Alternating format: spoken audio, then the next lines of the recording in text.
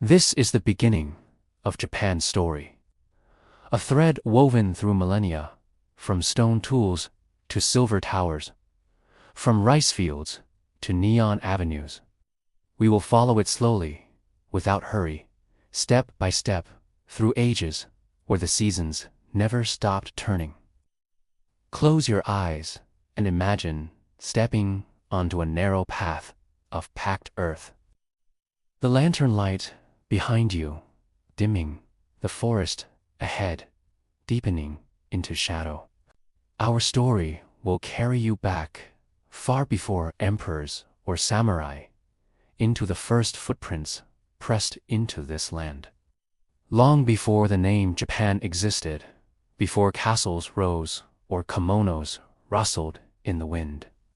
The islands were home to people who lived in rhythm with the tides and forests. This was the Jōmon period, beginning more than 14,000 years ago, an age so far removed from the present that the shapes of continents and climates were still shifting.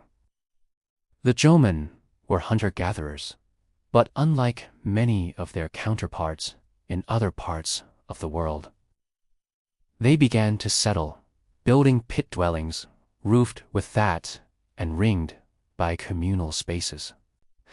They fished the rivers for salmon and trout, set traps for deer in the wooded hills, and gathered acorns, chestnuts, and edible roots from the mountainsides. In spring, cherry blossoms would drift into the water. In autumn, red maple leaves would carpet the paths between their homes. What sets them apart in the echoes of history is the pottery they left behind, some of the oldest known on earth. Imagine clay shaped by careful hands, then decorated with swirling cord-marked patterns pressed in before firing. The spirals and ridges catching the light of a central fire. These vessels were more than containers. They were signs of a people with time to create beauty, even in necessity. Archaeologists have unearthed deep storage jars, cooking pots, blackened with soot, and small, delicate figures dog, human-like statues with large, almond-shaped eyes and intricate patterns carved into their bodies. No one can say for certain what the dogger represented: spirits, ancestors, protective charms, but their presence whispers of a spiritual life, one that saw the land, sky, and sea as living companions. The Jōmon lived without metal, without writing. Yet their world was not primitive, was full of rhythms as old as the earth. They buried their dead in organized cemeteries, sometimes with shelled jewelry or tools, as if sending them on a journey. They built stone circles for ceremonies, arranged with mathematical precision. The forests they walked were thick with cedar and camellia, and the coasts rich with abalone, sea urchin, and kelp. Fire warmed them in winter, and summer rains kept the rivers fat with fish. For thousands of years, they endured with little change, adapting subtly as the climate shifted. Around 300 BCE, a tide of change began to lap at the shores from across the sea. This was the start of the Yayoi period, and with it came knowledge that would transform the islands forever. From the Korean peninsula and the Asian mainland came migrants bearing new tools and new ways of life. They brought wet rice, agriculture, the planting of seedlings in flooded Padisa method that required coordinated labor, irrigation systems, and settled villages. Bronze bells, known as dotaku, appeared, their tall, elegant forms sometimes decorated with deer, birds, and hunting scenes. These were not weapons, but symbols, perhaps rung in rituals to call for good harvests or to honor the spirits. The Yayoi people also worked iron, crafting sharper tools, stronger weapons, and ornaments. Their houses, built on stilts to avoid moisture, stood beside fields that glistened under the summer sun.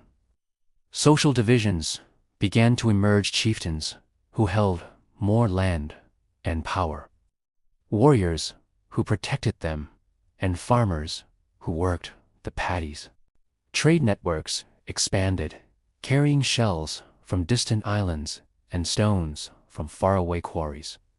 It was during this time that Japan's genetic and cultural foundations began to merge: Jōmon traditions interwoven with Yayoi innovations.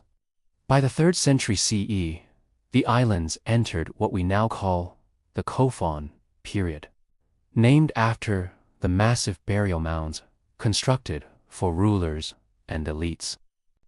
These mounds, some keyhole-shaped, visible even from the air, could stretch hundreds of meters long. Encircling them were rows of haniwa, clay figures shaped like soldiers, horses, houses, or dancers standing watch over the dead. This was the age when a centralized political structure began to emerge, when regional rulers allied or fought for supremacy, and when the imperial line, shrouded in both legend and history, claimed descent from the sun goddess Amaterasu. The myths preserved in later chronicles tell of Ninnaji, her grandson, descending from the heavens to rule the earth, carrying the 3 imperial regalia: the mirror, the sword, and the jewel. Whether these stories are divine truth, political legend, or both, they became the foundation of Japan's imperial identity, linking every emperor to an unbroken, sacred line. In the Kofan era, the seeds of this power were sown: alliances formed, armies marched, and the concept of a united realm began to take root. In these centuries, Japan was not isolated. Across the sea, China and Korea advanced in art, philosophy, and governance, and their influence flowed steadily into the islands. From Korea came advanced metalworking and horsemanship. From China, through Korean channels, came knowledge of writing, Buddhism, and centralized statecraft. These would fully bloom in later centuries. The people of these islands now stood at a threshold. Their world balanced between ancient rhythms and the pull of something new. The forest still whispered with the wind. The rice still swayed in the paddies, but the drumbeat of change was growing louder. And soon, the age of myth would give way to the age of recorded history. The air grows warmer as we step forward into the 6th century, where the mists of myth begin to clear, and Japan's story enters the realm of recorded history. Imagine the slow beat of a temple drum, deep and steady, as we arrive in the Asuka period of time, when new beliefs, art forms, and systems of governance began to reshape the land.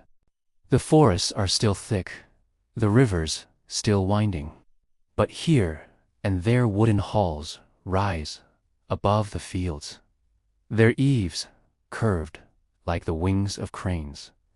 Within these halls, incense drifts upward, curling in the dim light before vanishing into the beams overhead. This is the scent of Buddhism, newly arrived from the Korean peninsula, carried by monks and envoys who brought scriptures, statues, and a vision of the world that reached far beyond the islands.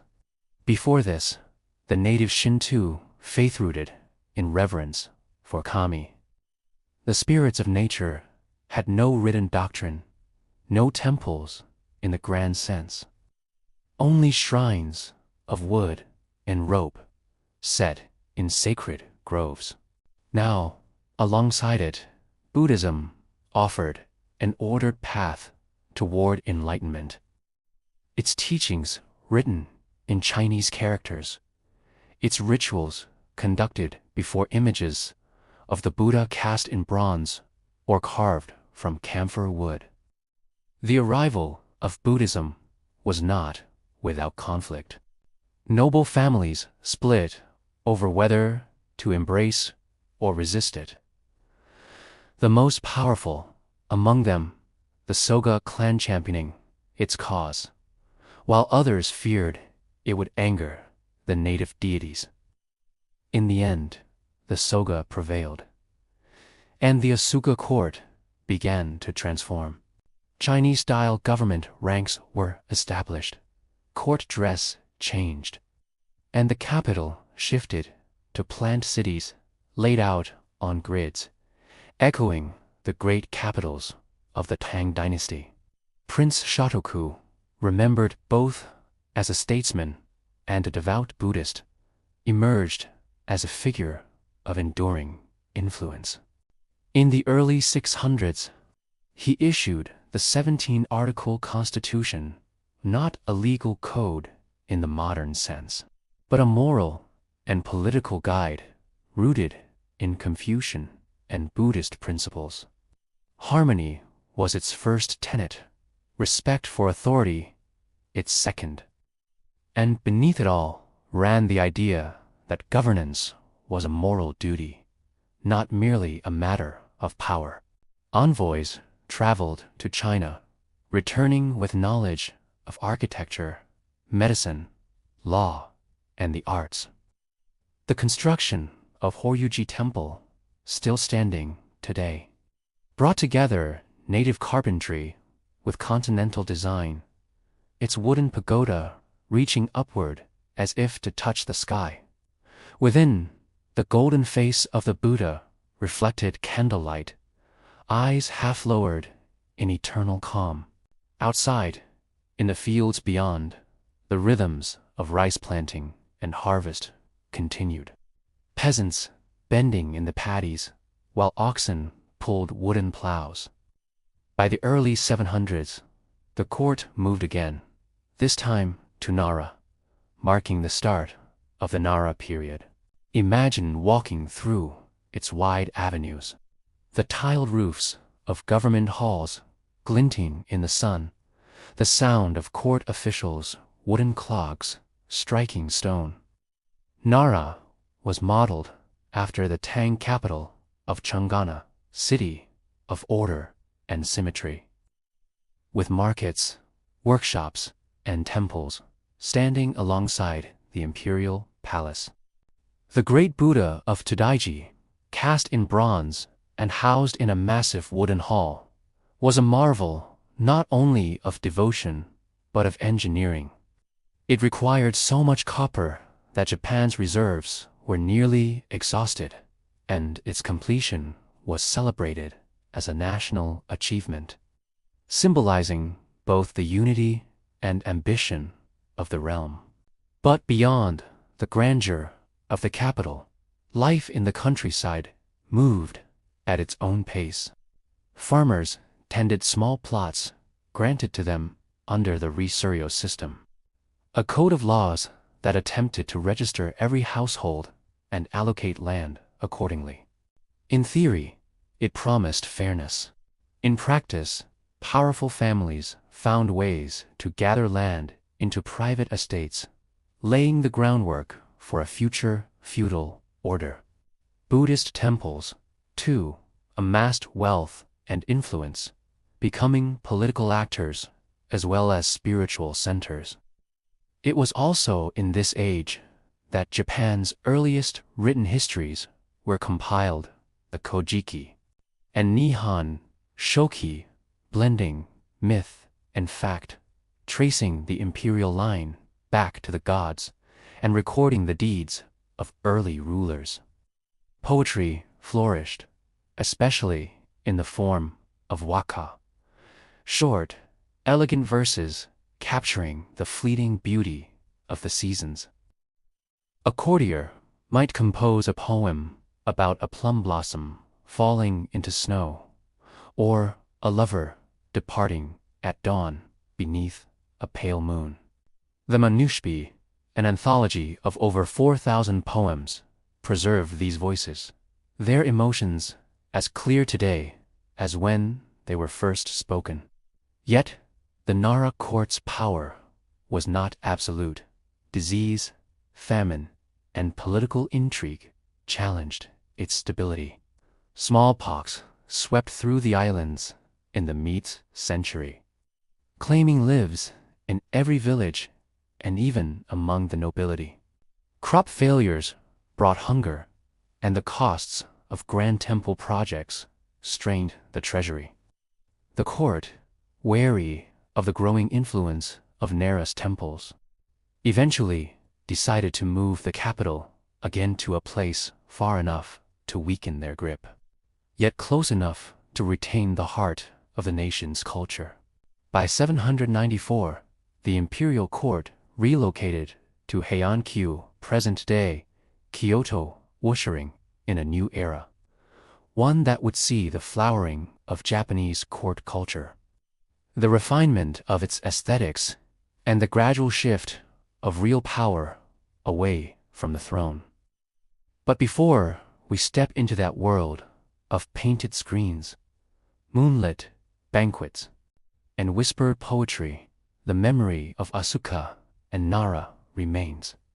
The first capitals, the birth of written history, and the moment when Japan began to see itself not as a scattering of clans and provinces, but as a single, unified realm under the gaze of both Kami and Buddha. The rice paddies still shone under the summer sun. The cedar groves still whispered in the wind. But now, temple bells marked the hours. Chinese characters recorded names, and the stories of emperors and commoners alike began to be written into the long, unbroken scroll of Japan's history. The year is 794, and the court has arrived at its new home Heian, the city of peace and tranquility. Imagine standing at the southern gates, the grand Susaku Avenue stretching before you like a river of stone, leading straight to the imperial palace. The air is softer here than in Nara, the surrounding hills cupping the city in a green embrace, and the Kamo River winding through its heart like a silver thread. The capital is laid out with precision, its wide streets intersecting at right angles, its wards ordered, its walls low enough for the wind to move freely. Yet, beyond the grid, pine forests and temple gardens offer pockets of stillness, where the cries of cranes echo over moss-covered stones. In this era, the emperor reigns, but the daily machinery of government slowly shifts into the hands of the great Fujiwara clan, masters of court intrigue. Through careful marriage alliances, they become regents, guiding emperors to young or to pliant to resist their influence. The Heian period is one of refinement and ritual, a time when beauty becomes not only an ideal but a form of power. The court dresses in layers of silk, colors chosen with exquisite care to reflect the season's plum and pale green for spring, russet and gold for autumn. Long flowing hair, polished to a dark sheen, drapes like waterfalls down the backs of noblewomen, while men wear tall lacquered caps and robes tied with wide sashes. The court's days follow the turning of the calendar, with seasonal festivals and moon-viewing nights. Poetry, contests, and elaborate ceremonies. Time here is marked not by wars or invasions, but by the blossoming of cherry trees, the painting of folding screens, and the exchange of carefully brushed calligraphy. Language itself becomes an art form, while official records are still kept in Chinese. A new syllabary kanji merges, allowing Japanese to be written with fluid grace.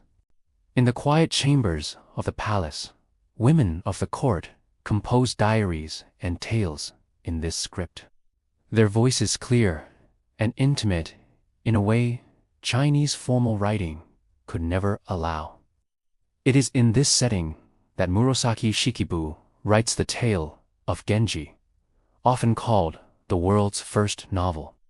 Her story of a shining prince moves through the seasons like a drifting boat, each scene rich with the scents, colors, and sounds of the time. Alongside her, Sei Shonagon pens the Pillow Book, a collection of observations, lists, and musings, noting the elegance of snow falling on rooftops or the pleasing sound of a distant drum at night.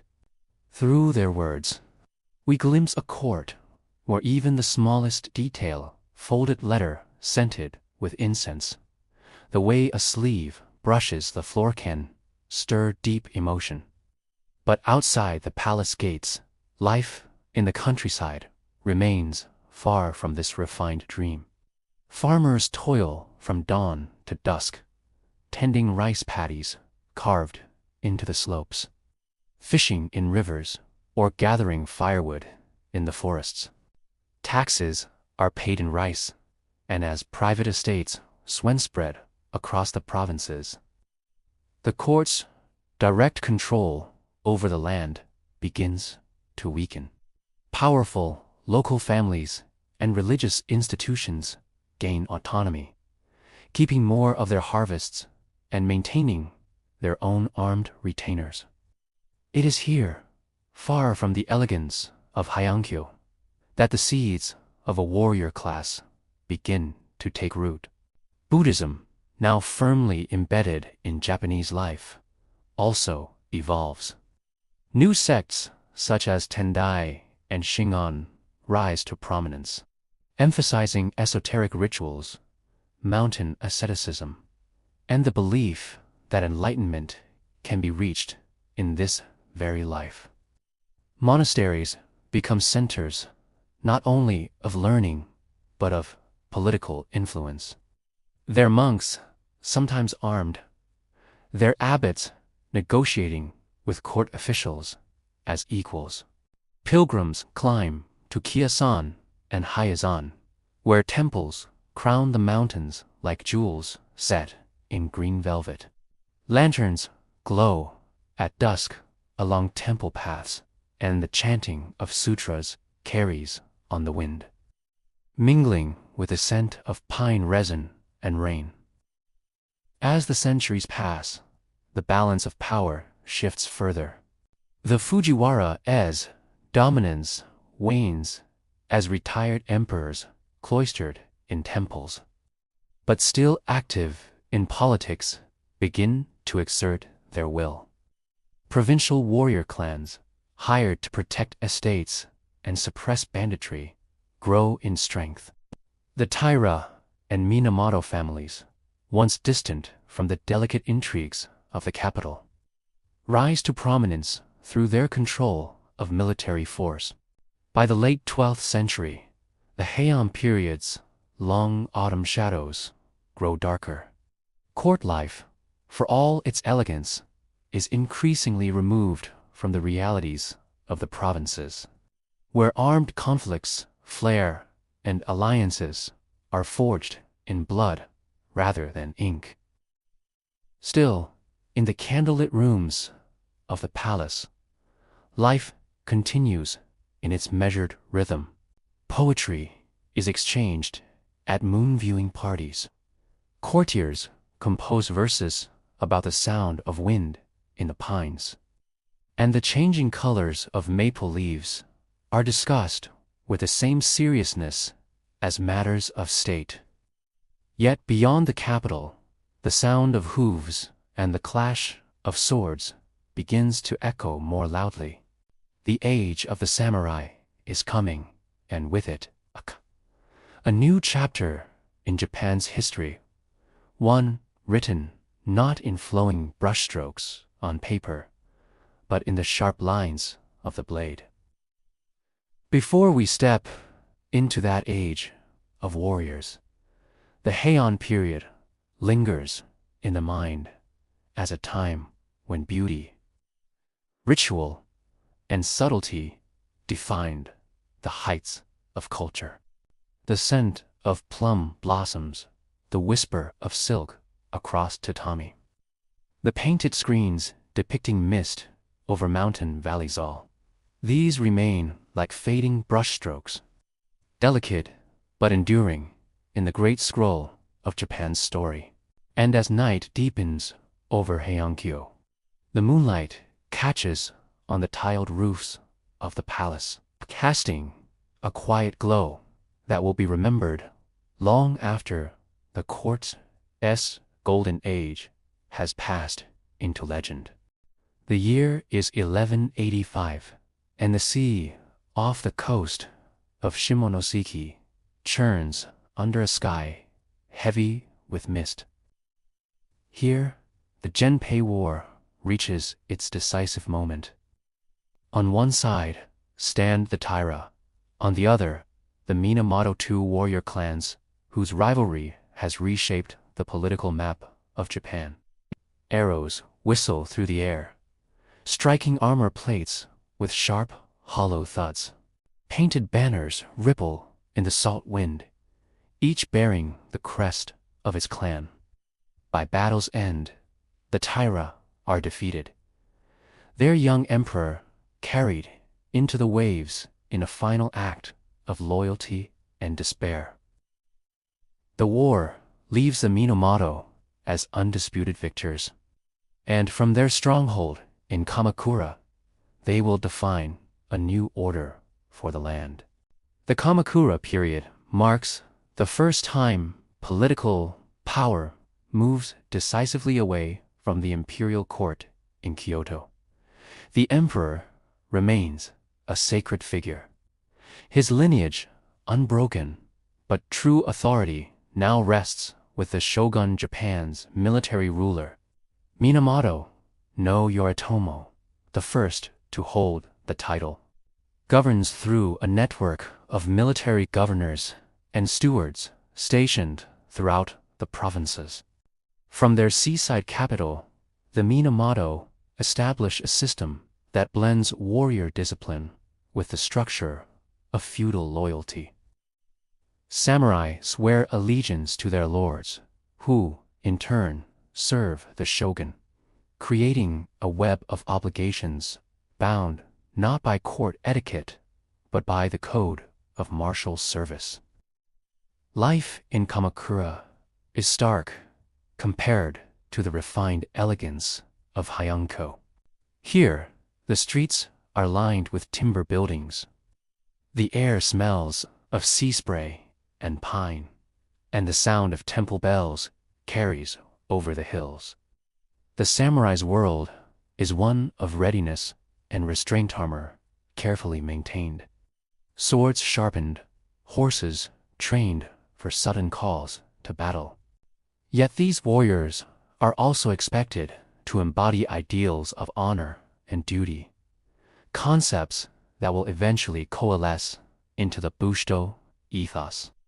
In the quiet intervals between campaigns, they practice archery, swordsmanship, and poetry. For a samurai's spirit is meant to be as balanced as his blade is sharp. Religion shifts in tone as well. Zen Buddhism, arriving from China, begins to take root, appealing to the warrior class with its emphasis on discipline, simplicity, and direct insight. Monasteries spring up, their rock gardens raked into ripples of sand. Their interiors bare but for scrolls of calligraphy and flower arrangements.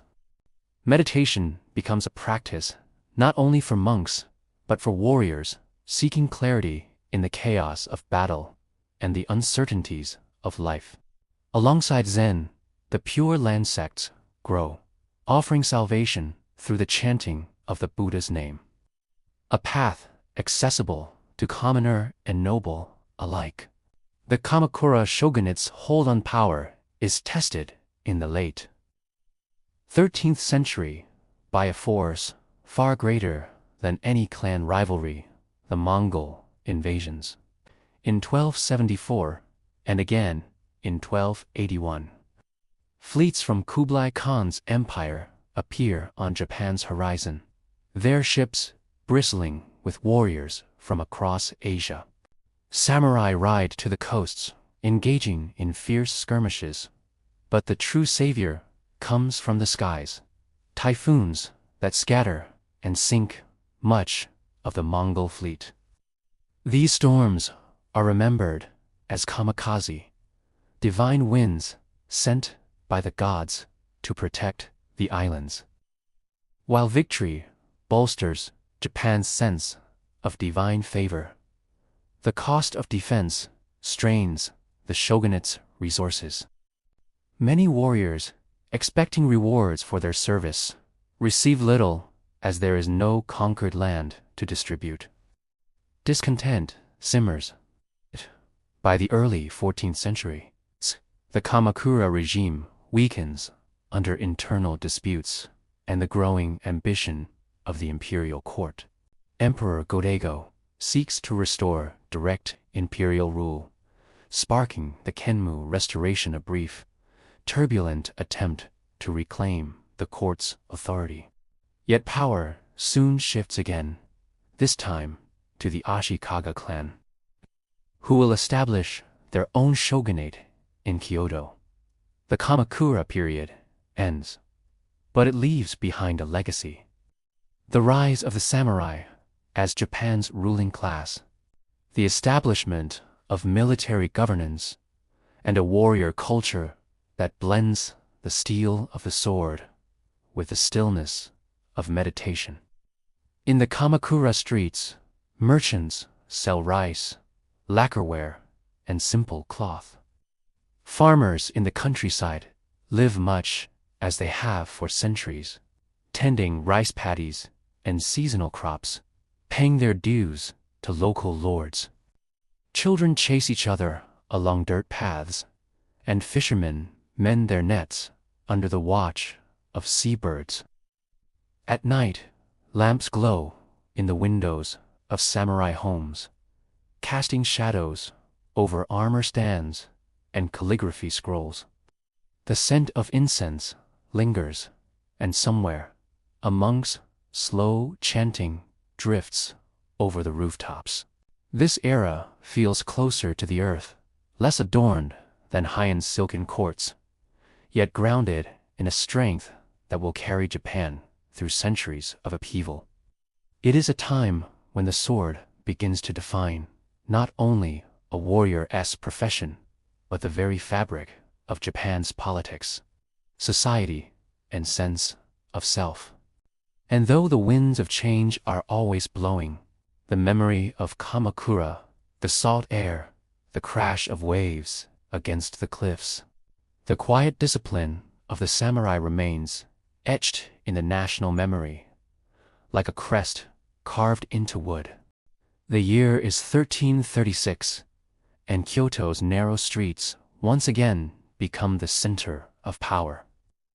The Ashikaga clan, led by Ashikaga Takoji, has seized the shogunate, ending Kamakura's era and returning the seat of military rule to the imperial capital. Unlike the stoic seaside fortress of Kamakura, Kyoto is a city steeped in elegance, where temple bells mingle with the rustle of silk, and lantern light dances on canals at dusk. Yet beneath the beauty lies a fragile balance. The Ashikaga shogunate's control is never absolute. It is a period of shifting alliances, clan rivalries, and recurring unrest, all set against a backdrop of cultural blossoming that will shape Japan's identity for centuries. The early years of Ashikaga rule coincide with the northern and southern courts, period of time when two rival imperial lines claim legitimacy, each backed by different samurai factions. From 1336 to 1392, this dual monarchy divides the nation politically and symbolically.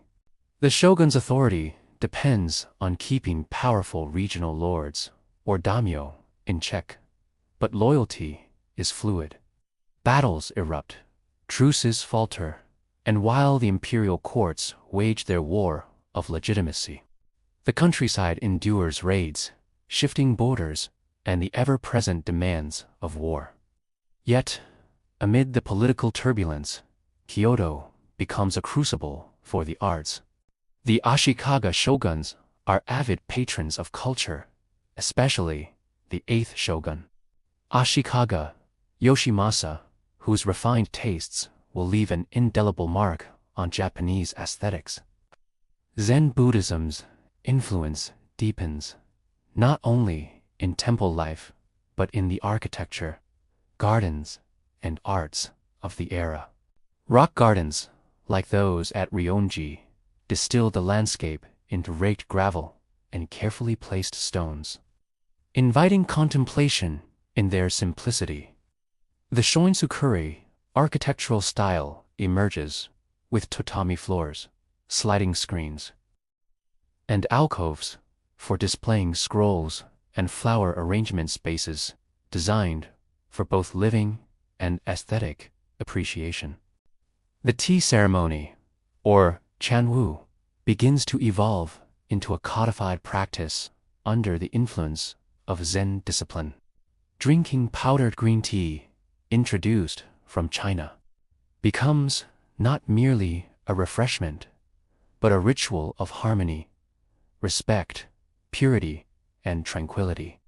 In dimly lit tea rooms, guests enter through low doors, bowing to leave worldly status outside and sit quietly as the host prepares the tea with deliberate, graceful movements.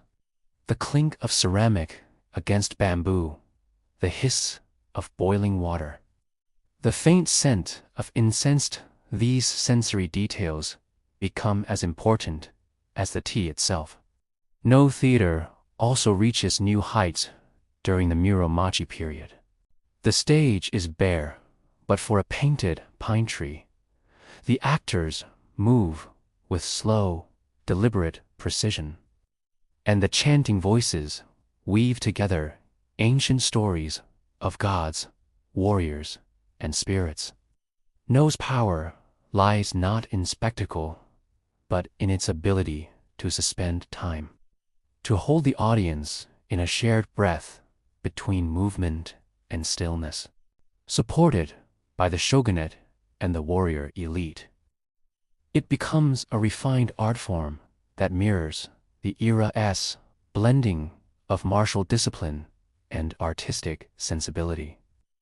While the capital basks in cultural refinement, the provinces grow more autonomous. Powerful daimyo fortify their castles, expand their lands, and raise armies loyal to their own banners rather than to the distant shogun. Trade with Ming China brings new good silk, porcelain, books further enriching the elite, while farmers in fertile regions benefit from improved irrigation and double cropping techniques. Yet, prosperity is uneven, and tensions simmer where resources are scarce or ambitions clash. By the mid-15th century, the Ashikaga shogunate's grip weakens further. The Onin War, 1467-1477, sparked by a succession dispute within the shogunate, plunges Kyoto into a decade of chaos. The city becomes a battleground, its temples and homes burned, its people scattered.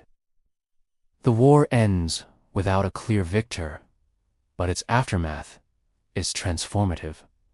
Central authority collapses, and the country enters the Sengoku, or warring states.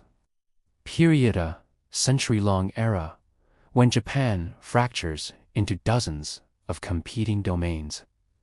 In these years, the soundscape of Japan changes. The quiet discipline of no stages and tea rooms is matched by the thunder of marching armies, the clash of steel, and the crackle of fire as rival daimyo lay siege to each other's castles.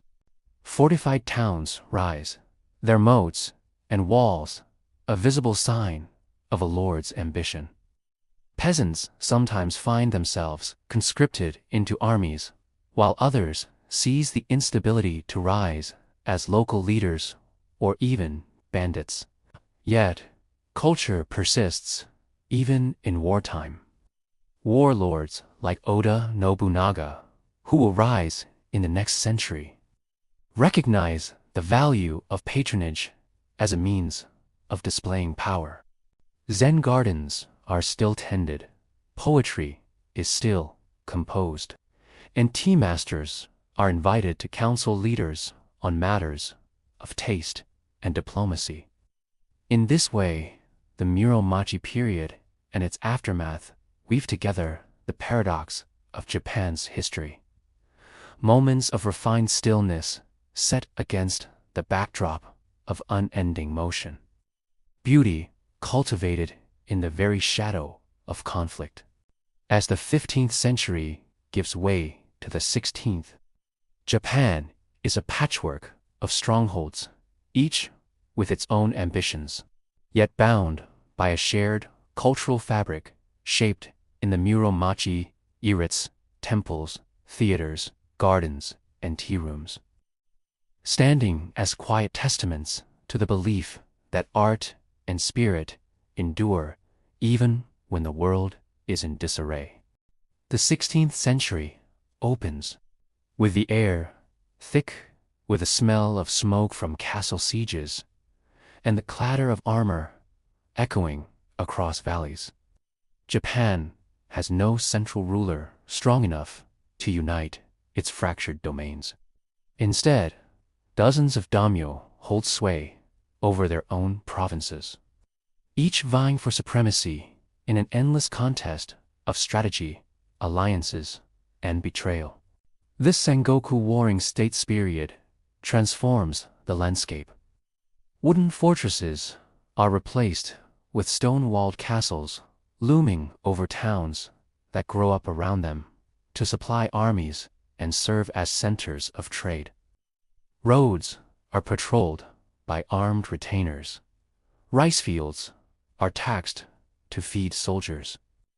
And the line between farmer and fighter blurs as the call to arms reaches every village. In this turbulent world emerges Oda Nobunaga, a warlord of the Owari province whose ambition is matched only by his ruthlessness. Nobunaga adopts new strategies that unsettle his rivals.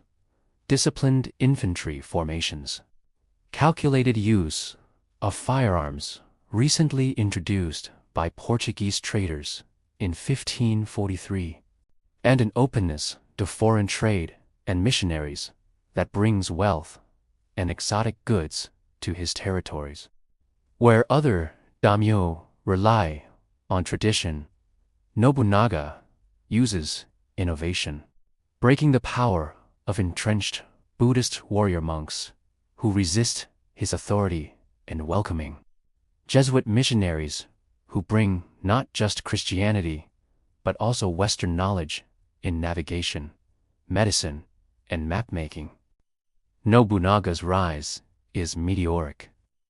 By the time of his death in 1582, cut short by betrayal from within his own ranks, he has laid the foundation for unification, controlling most of central Japan and setting the stage for his successors.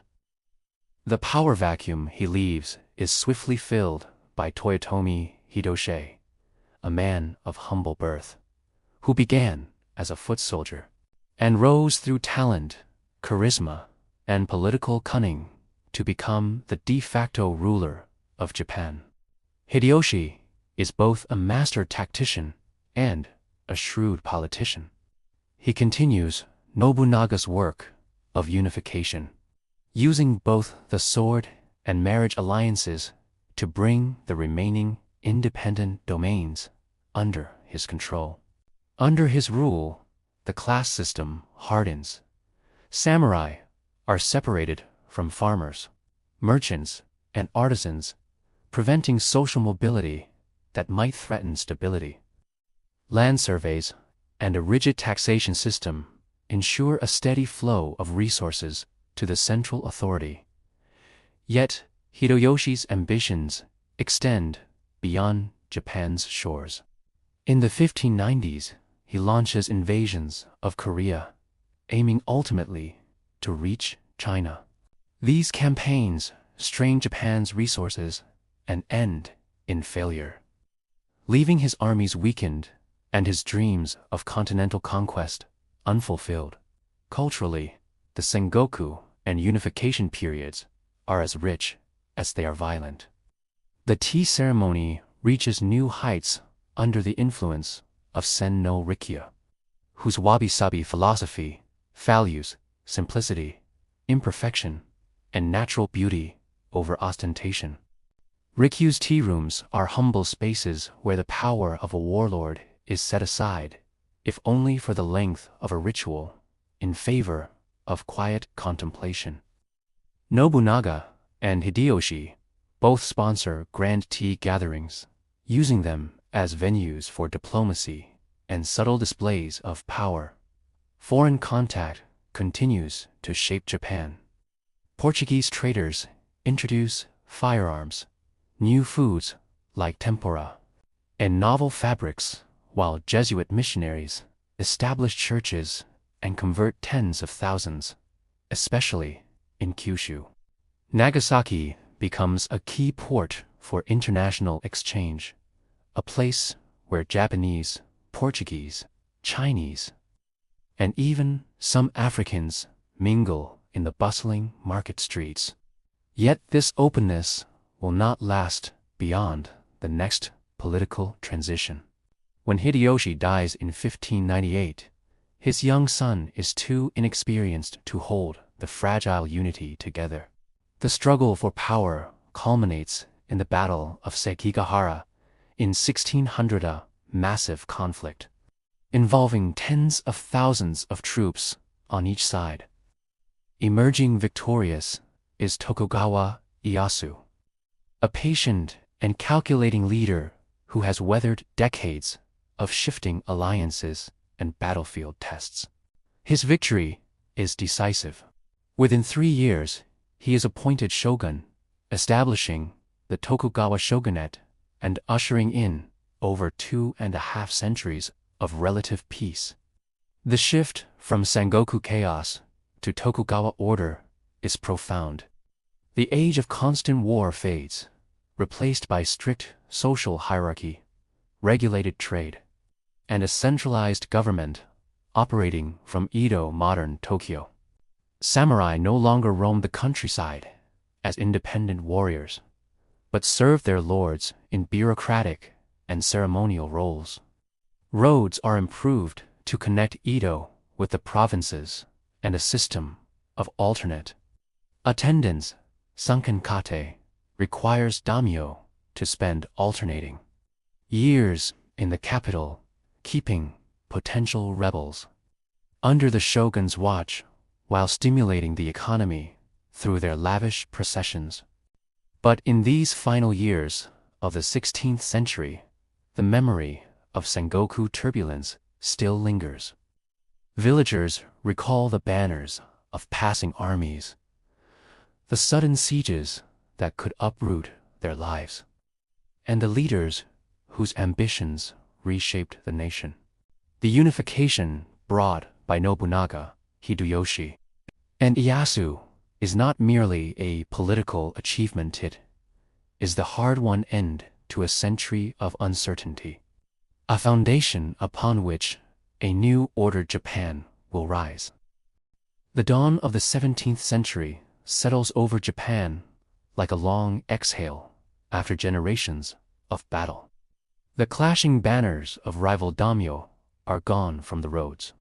Instead, caravans of merchants and pilgrims move along the Tokeda Highway under the watchful eyes of posted guards. Edo, once a modest fishing village, grows into a vast and ordered city. Its streets lined with wooden shops, samurai residences, and bustling markets. The air is filled with the cries of vendors selling fresh fish from the Sumida River. The scent of incense wafting from small roadside shrines, and the rhythmic sound of wooden sandals on packed earth. Tokugawa Ieyasu's government is precise, methodical, and deeply concerned with stability. The social hierarchies, samurai, peasants, artisans, merchants, enforced with legal rigidity, ensuring each class knows its role. Samurai, deprived of constant warfare, now serve as administrators, scholars, and enforcers of law. Their swords largely ceremonial. Farmers, considered the foundation of the economy, remain tied to their land, producing rice that is measured not just as food, but as the currency of the realm. Merchants, though officially at the bottom, begin to accumulate wealth and quietly influence urban culture through their patronage of the arts. Foreign contact, once embraced by Nobunaga and Hideyoshi, now narrows sharply. The shogunate views the growing influence of Christianity with suspicion, especially after the Shimabara Rebellion of 1637–38, in which many discontented peasants and Christian converts rise against local lords. The revolt is crushed with brutal efficiency, and in its aftermath, the Sakoku closed country policy takes hold. European missionaries are expelled, Christianity is banned, and Japanese citizens are forbidden to travel abroad. Trade is confined to tightly controlled channels, most notably through the Dutch and Chinese merchants restricted to the artificial island of Dejima in Nagasaki. Despite or perhaps because of this isolation, domestic culture flourishes. Peace and stability allow for the refinement of crafts and the blossoming of entertainment districts. Edo becomes a city of pleasure as well as governance, with theaters staging lively kabuki dramas, tea houses offering refined conversation, and ukiyo-e woodblock prints capturing scenes of courtesans, actors, and famous landscapes. The floating world, or ukiyo, becomes a realm where the rigid rules of daily life are softened by art, fashion, and fleeting beauty. Meanwhile, in Kyoto, the imperial court remains a symbolic center of culture, patronizing poetry, calligraphy, and seasonal rituals. The haiku masters, like Matsu Basho, distill the vastness of nature and human feeling into 17 delicate syllables. His travels through the countryside produce verses that capture the stillness of a frog's leap into a pond, or the melancholy of autumn leaves falling on an empty village road. Such poetry reflects the broader Edawara sensibility and appreciation for the transient, the humble, the deeply observed moment. Economically, the period sees the growth of castle towns into commercial hubs, linked by improved roads and post stations. Rice surpluses and currency exchanges foster a vibrant market economy. And while the official ideology favors the samurai and farmers. It is the merchants who increasingly shape the financial heart of the country. Entire families build fortunes over generations, investing in shipping, lending, and luxury goods, subtly eroding the intended social order. The long peace also brings advancements in scholarship and technology.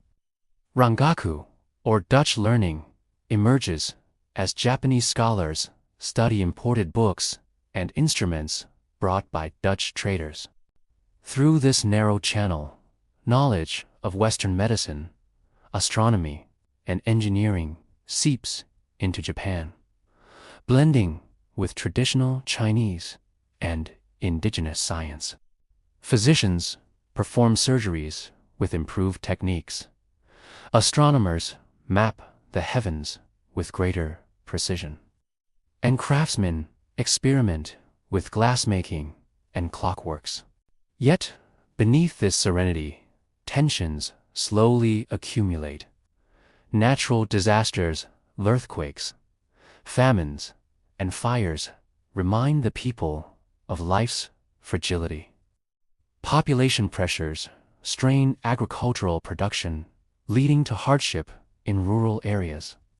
Samurai, fixed to stipends in a changing economy, find their purchasing power diminished, while wealthy merchants chafe at their low social status. By the late Edo period, these pressures create cracks in the carefully maintained order.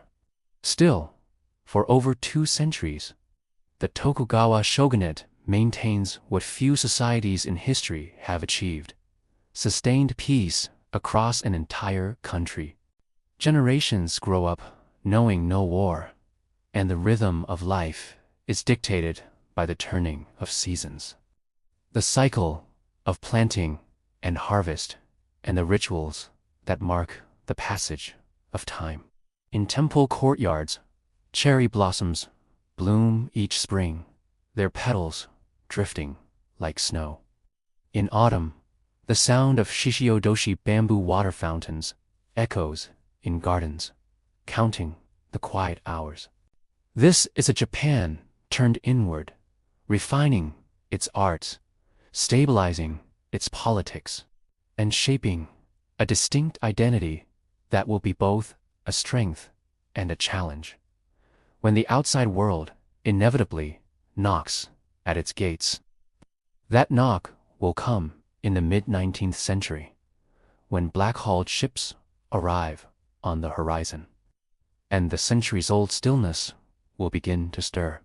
The year is 1853, and Edo Bay lies still under a pale summer haze, when, from the horizon, 4 great shapes emerge, dark, hulking, unlike anything the fishermen or coastal sentries have seen before. Their hulls are painted black, and their chimneys spill columns of smoke into the sky. The water ripples with a churn of paddle wheels. These are the ships of Commodore Matthew Perry of the United States Navy, arriving not as merchants, but as messengers of an industrial age that Japan has tried to hold at bay for over 2 centuries. Locals call them the Corophon Black Ships. The arrival is not simply a visit. It is a demand. Perry presents a letter from President Millard Fillmore requesting the opening of Japanese ports to American trade, backed by the implicit threat of naval bombardment. The Tokugawa government, aware of China's defeat in the Opium Wars and the unequal treaties forced upon it by Western powers, recognizes the danger of resistance. After a year of deliberation and the return of Perry with an even larger fleet, the shogunate signs the Treaty of Kanagawa in 1854. 2 ports are opened to American ships, ending over 200 years of isolation. This reluctant opening sets off a cascade of consequences. Soon, Similar treaties are signed with Britain, Russia, and other powers, unequal agreements that grant extraterritorial rights to foreigners and limit Japan's control over its own tariffs. The shogunate's authority, once unshakable, now appears fragile.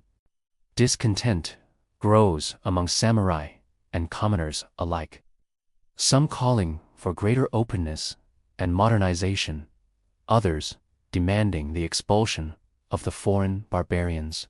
A slogan takes shape among the disaffected. Sanji, revere the emperor. Expel the barbarians.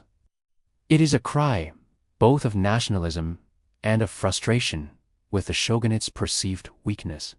Young samurai in domains like Shur and Satsuma begin to push for political change, and clashes erupt between pro- and anti-foreign factions. Even as some ports welcome Western steamships, others see violent incidents, such as the bombardment of Kagoshima in 1863 and the Anglo-Satsuma War. Japan's outdated weaponry is no match for Western artillery. Meanwhile, a quiet revolution is brewing in thought and policy. Forward-looking leaders study Western technology, military organization, and governance. They see the need for railways, steamships, modern armaments, and a reformed education system. The old order is being questioned at every level, and the centuries-long separation of the emperor in Kyoto from the actual governance of the realm begins to erode. By the late 1860s, events accelerate. In 1867, Emperor Kame dies, and his young son, Musahito, ascends the throne as Emperor Meiji. That same year, the last shogun, Tokugawa Yoshinobu, formally resigns his position in an attempt to preserve the Tokugawa clan's influence under imperial rule. But forces in Satsuma, Shur, and other domains push for the complete dismantling of the shogunate. The Boshin War erupts in 1868, pitting the old Tokugawa loyalists against the imperial forces. Battles rage from Toba-Fushimi to the far north, ending with the surrender of the last Tokugawa stronghold in Hokkaido in 1869. The Meiji Restoration is not merely a political shift, it is a transformation of the nation's identity. The emperor, long a ceremonial figure, is now the symbolic and practical head of a centralized state. The new government's rallying cry is Fukoku Kyohei, enrich the country, strengthen the army. Samurai privileges are dismantled, stipends replaced with government bonds, and the wearing of swords in public is gradually banned. A conscript army is created, drawing soldiers from all classes, breaking centuries of samurai exclusivity. Modernization touches every aspect of life. Railways spread outward from Tokyo, formerly Edo, and Osaka, knitting together distant provinces. Telegraph lines hum with coded messages. The postal service delivers letters from Hokkaido to Kyushu with unprecedented speed. Education becomes compulsory for boys and girls, fostering literacy across the population. Newspapers and magazines proliferate, bringing political debate and foreign news into ordinary homes. In architecture and industry, Western influence is unmistakable. Brick buildings rise alongside wooden machiya townhouses. Gas lamps illuminate city streets. Cotton mills and shipyards employ thousands, and foreign engineers and teachers are hired to transfer knowledge. The military adopts Western-style uniforms and drills, while Japan's first ironclad warships steam into its harbors. Yet this rapid change also brings tension. Rural communities, taxed heavily to fund industrial projects and military expansion, sometimes erupt in protest. Former samurai, stripped of their status and struggling to find purpose in the new order, stage uprisings, the most famous being the Satsuma Rebellion of 1877, led by Sago Takamori. Though the rebellion is crushed, it becomes a symbol of the struggle between tradition and modernization. By the end of the 19th century, Japan has transformed from an isolated feudal society into a centralized, industrializing power. The adoption of Western science and governance is balanced, though, sometimes uneasily, with a deep reverence for traditional culture. The imperial rescript on education of 1890 promotes loyalty to the emperor and moral values rooted in Confucian ethics, seeking to fuse modern progress with an enduring Japanese spirit. And beyond Japan's shores, a new ambition is stirring. Modern ships and weapons offer the ability not only to defend the homeland, but to project power. In the coming decades, Japan will test its strength against neighbors and great powers alike, stepping onto the global stage in ways that will forever alter its destiny. The last years of the 19th century find Japan standing straighter, its navy gleaming in the sun, its rail lines humming, and its leaders looking beyond their own islands toward the surrounding seas. The industrial growth of the Meiji era has not only strengthened the nation internally, but has stirred a desire to secure resources and influence abroad. For centuries, Japan's horizons were inward, focused on rice fields, mountain shrines, and the balance of its own provinces. Now, its gaze extends to the Korean peninsula, the Chinese coast, and the islands of the Pacific. Korea, long a tributary state of China's Qing dynasty, becomes the first focal point of Japan's new foreign policy. Reformers in Tokyo see Korea as a potential ally, buffer, and resource base, but also as a territory vulnerable to Western powers if left unprotected. Tensions rise when pro-Japanese and pro-Chinese factions in Korea vie for influence, and by 1894, the struggle erupts into the First Sino-Japanese War. It is a brief but decisive conflict. Japan's modernized army and navy, drilled and equipped in the Western style. When peace is signed in 1895 with the Treaty of Shimonoseki, Japan gains Taiwan, the Pescadores Islands, and a foothold on the Liaodong Peninsula, as well as recognition of Korea's independence from China. Yet victory is tempered by humiliation. Russia, France, and Germany intervene in the so-called Triple Intervention, pressuring Japan to return Liaodong to China. The resentment this breeds will simmer for years, shaping Japan's view of Western powers as both models. In the years following the war, Japan's economy expands rapidly, fueled by new industries, increased trade, and the integration of Taiwan as its first overseas colony. But ambitions do not rest. The focus soon turns northward to Manchuria, where Russian influence grows, and to Korea, where Japanese advisors and businesses tighten their grip. By the early 20th century, Japan's path collides with Russia's. Both nations seek dominance in Manchuria and Korea, and diplomacy falters. In 1904, erupts the Russo-Japanese War.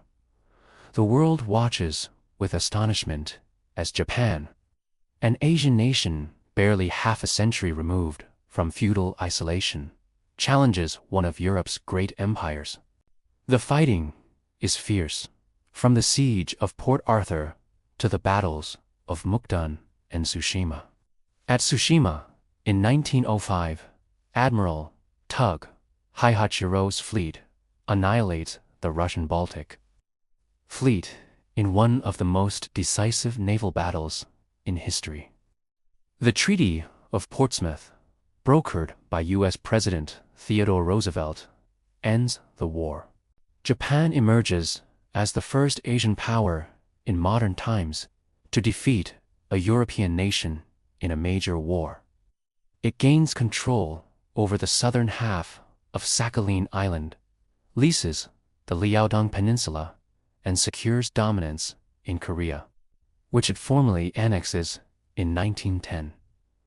For many Japanese, these victories affirm their nation's place among the world's powers. For many Koreans, they mark the beginning of a long, often harsh, colonial rule. At home, the Meiji state solidifies its structures.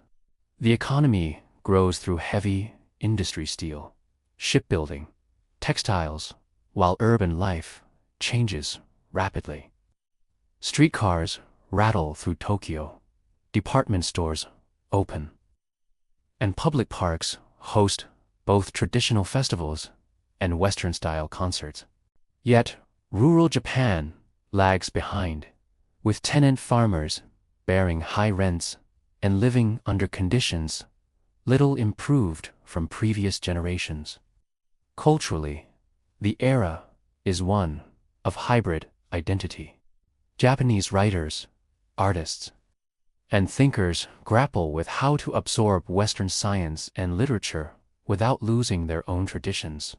The novelist Natsume Seki writes of the alienation of modern life, while painters of the Nihonga school blend Western perspective with classical brush techniques. Baseball, introduced by American teachers, becomes a national pastime, even as sumo wrestling remains a beloved tradition. Internationally, Japan positions itself carefully among the great powers.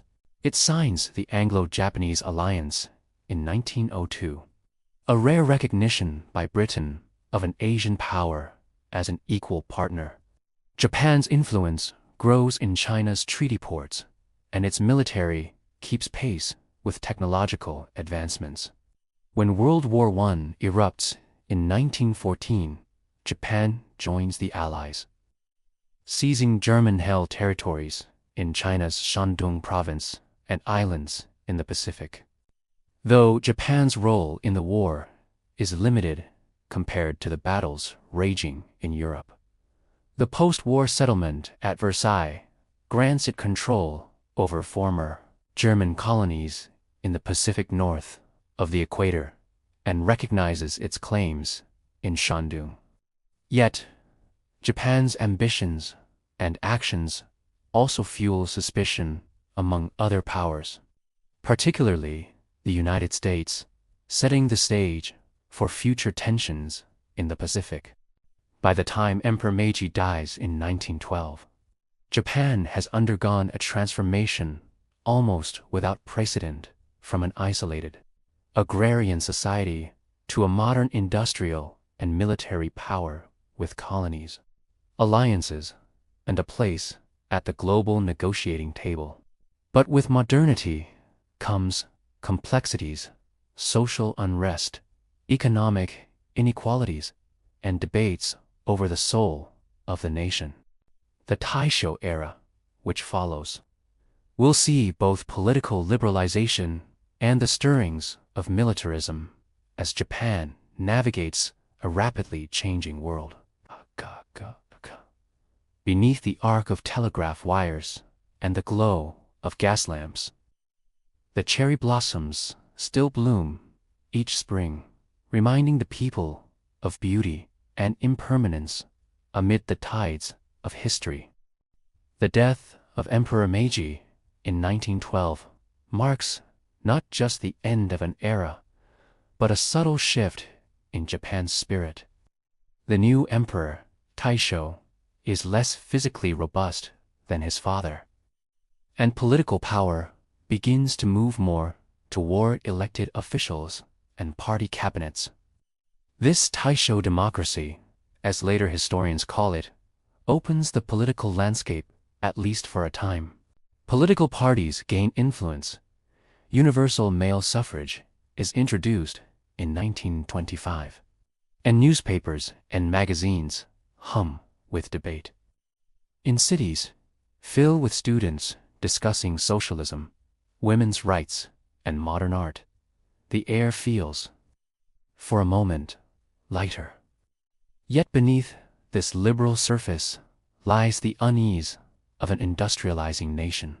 Farmers struggle with falling rice prices. Tenant uprisings break out in the countryside.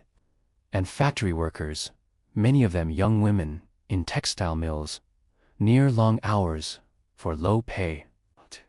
These tensions flare into the 1918 rice riots, when soaring food prices bring protests to over 40 cities and towns.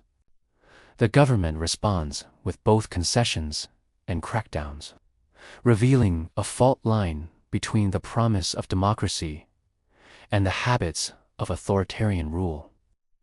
Japan emerges from World War I with expanded influence. Its merchant fleet has grown, and its industries have boomed, supplying goods to the Allies. But post-war recessions hit hard in the early 1920s, and nature delivers cruel blows.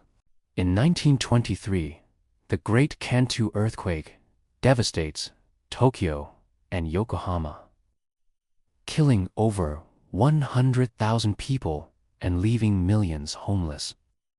Fires sweep through wooden neighborhoods, and in the chaos, rumors spark violence against Korean residents, revealing deep prejudices within society.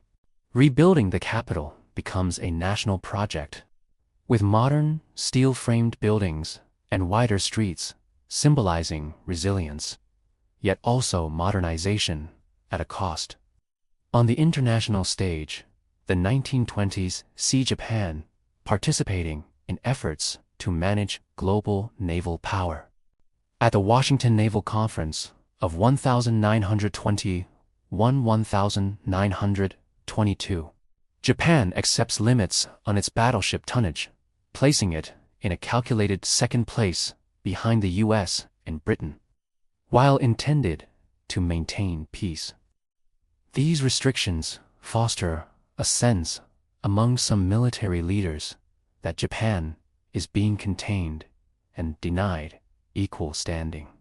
The late Taisho and early Showa years also see Japan's involvement in China deepen. Warlord conflicts in China present opportunities for influence, and Japanese businesses and the military establish strongholds in Manchuria. In 1931, the Mukden Incident, a staged railway explosion orchestrated by elements of the Japanese Kwantung Army, becomes the pretext for a full-scale takeover of Manchuria. Within months, Japan establishes the puppet state of Manchukuo, installing the last Qing emperor, Pu, as a figurehead. This bold move defies the League of Nations, which condemns the invasion. Japan responds by withdrawing from the League in 1933, signaling a decisive turn away from international diplomacy toward an assertive, self-reliant path. At home, ultranationalism gains momentum. Assassinations of political leaders by young officers punctuate the decade, and military influence over government policy intensifies. The dream of a greater East Asia co-prosperity sphere, a bloc of Asian nations under Japanese leadership, free from Western colonial rule, begins to take shape, though its reality will be one of conquest and control. In 1937, tensions with China escalate into full-scale war following the Marco Polo Bridge incident near Beijing. Japanese forces capture major cities, including Nanjing, where atrocities against civilians and prisoners of war shock the world and remain a source of historical pain. The war in China becomes a long, exhausting conflict, tying down troops and resources even as Japan's leaders look southward toward Southeast Asia's resources of oil, rubber, and tin. Meanwhile, the world edges toward a wider war. Japan signs the Tripartite Pact with Germany and Italy in 1940, aligning itself with the Axis powers. As Western nations respond with economic sanctions, most critically, a U.S. oil embargo, Japan faces a fateful choice: retreat from its ambitions or seize the resources it needs by force. The path chosen will soon lead to Pearl Harbor and a Pacific War of unimaginable scale. But here, in the late 1930s, the streets of Tokyo still hum with live street vendors calling out, paper lanterns glowing in narrow alleys, children playing in the shadow of temples. The coming storm is felt in the rationing of goods, in the military uniforms more visible on trains, in the patriotic songs sung in schools. The old Taisho promise of open debate has all but vanished, replaced by a nation on a march, confident, disciplined, and bound for a collision with the wider world. The late 20th century in Japan moved with a rhythm both frenetic and strangely measured. The Heisei era, beginning in 1989, after Emperor Hirohito's death, carried the weight of transition. Emperor Akihito's quiet demeanor stood in gentle contrast to the decade's economic upheaval. The bubble economy, which had made Tokyo real estate prices soar beyond imagination, where a small patch of land in Ginza could be worth more than entire districts elsewhere, burst abruptly in the early 1990s. Stock markets collapsed, companies faltered, and an air of cautious sobriety replaced the dizzy confidence of the 1980s. Office lights still burned late into the night, trains still ran with exact precision, but there was a new undercurrent of hesitation. The 1990s became known as the lost decade, though in truth it stretched much longer. Salaries stagnated, young workers entered a less certain job market, and the dream of lifetime employment, once a pillar of post-war stability, began to fade. And yet, even in economic stagnation, Japan's cultural influence deepened globally. Anime series like Neon Genesis Evangelion and transcended language barriers. Video games from Nintendo and Sony became cultural touchstones, and Studio Ghibli films carried the scent of forests and the whisper of wind to millions beyond the archipelago. Natural disasters left indelible marks.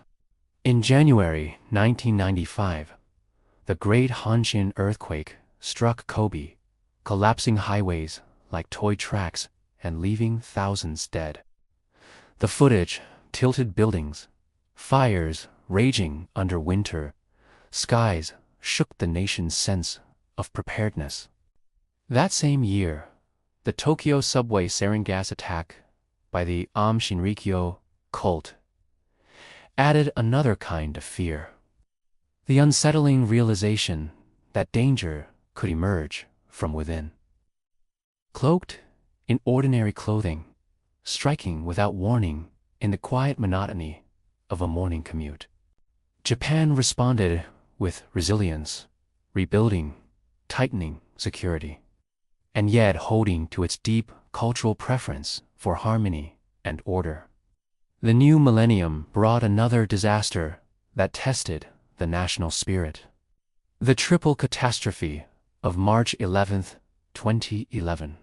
Massive earthquake off the Tohoku coast sent a towering tsunami racing inland, swallowing towns, fields, and lives in minutes. The images, houses adrift in black water, fishing boats stranded on rooftops, were followed by the nuclear crisis at Fukushima Daiichi, where reactor meltdowns sent invisible plumes into the air. In the face of loss, ordinary people formed quiet chains of help. Neighbors sharing food, volunteers arriving from distant prefectures. Communities rebuilding shrine, home by home. The phrase "Kizuna bonds" between people became a symbol of that time. Through these challenges, Japan continued its quiet balancing act between tradition and modernity. In the countryside, festivals still marked the turning of seasons. Summer's obon dances beneath paper lanterns. Autumn's crimson maples reflected in temple ponds, while in Tokyo, the Shibuya crossing pulsed with a restless energy of youth-led screens, flashing above the orderly chaos of pedestrians. The country's soft power only grew. Sushi became as common in London as in Osaka. Kawaii culture turned pink mascots into global ambassadors. And UNESCO recognized the washoku culinary tradition as an intangible cultural heritage. By the late 2010s, Japan prepared for new milestones. The abdication of Emperor Akihito in 2019, the first in over 2 centuries, brought his son Naruhito to the chrysanthemum throne, ushering in the Reiwa era beautiful harmony. The Tokyo 2020 Olympics, delayed to 2021 by the global pandemic, were held in stadiums without spectators, a surreal contrast to the grand spectacles imagined. Yet, the games still carried symbolic weight, a display of perseverance, precision, and grace under constraint. As the nation stepped into the 2020s, Japan faced familiar questions with a renewed urgency. How to care for a rapidly aging population? How to sustain rural communities hollowed by urban migration?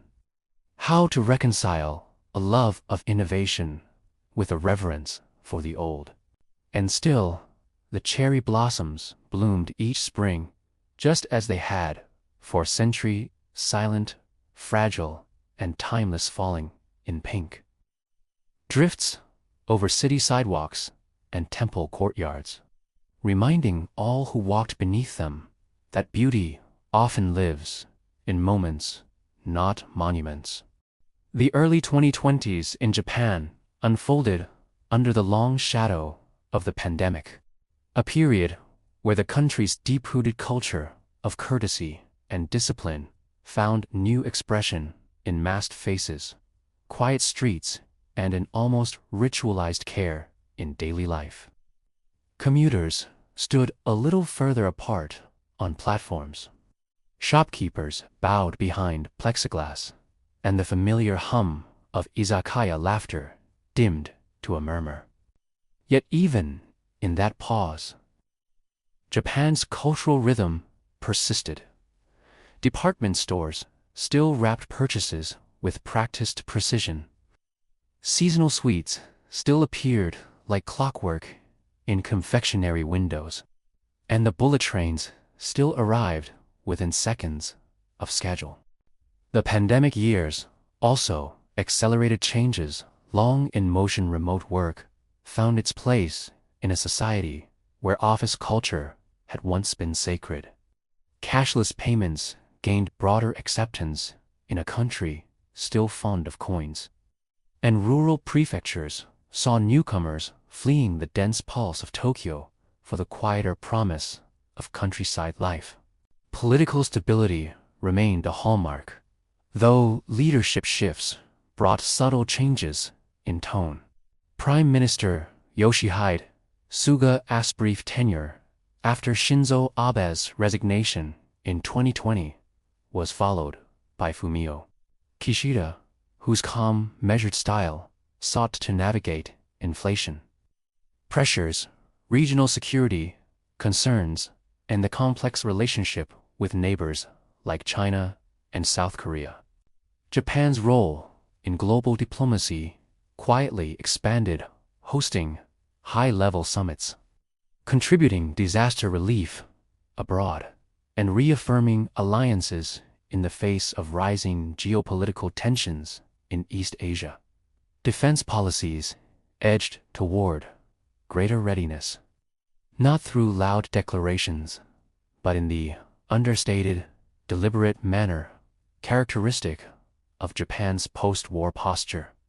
Culturally, the Reiwa era's early years blended reverence for heritage with an embrace of cutting-edge technology.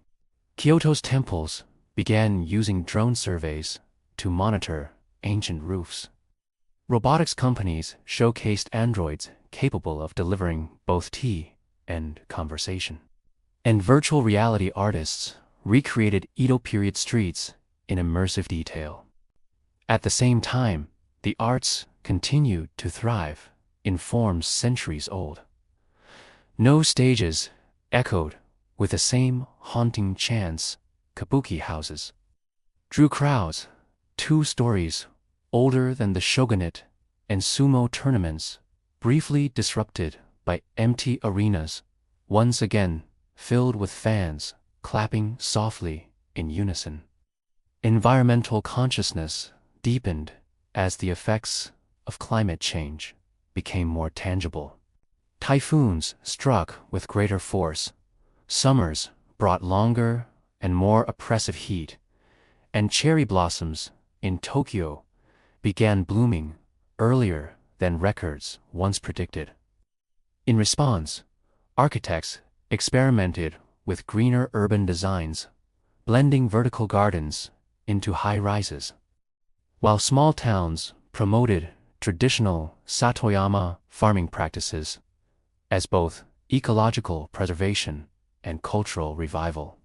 By 2025, Japan stood as a country still holding its paradox, with grace a place where the world's most advanced humanoid robots might bow alongside priests at a Shinto blessing, where the busiest rail station on Earth could be walked through without hearing a single raised voice, where neon skylines rose above wooden shrines lit by paper lanterns. It was a nation aware of its fragility and its endurance, of the tides that had shaped it from Jōmon clay to silicon chips, from samurai to salarymen, from isolated island to global influence. And though its path forward was uncertain, its heartbeat remained steady, felt in the soft rustle of a kimono sleeve, the rhythmic clack of train doors, the faint scent of incense curling from a temple gate into the morning air.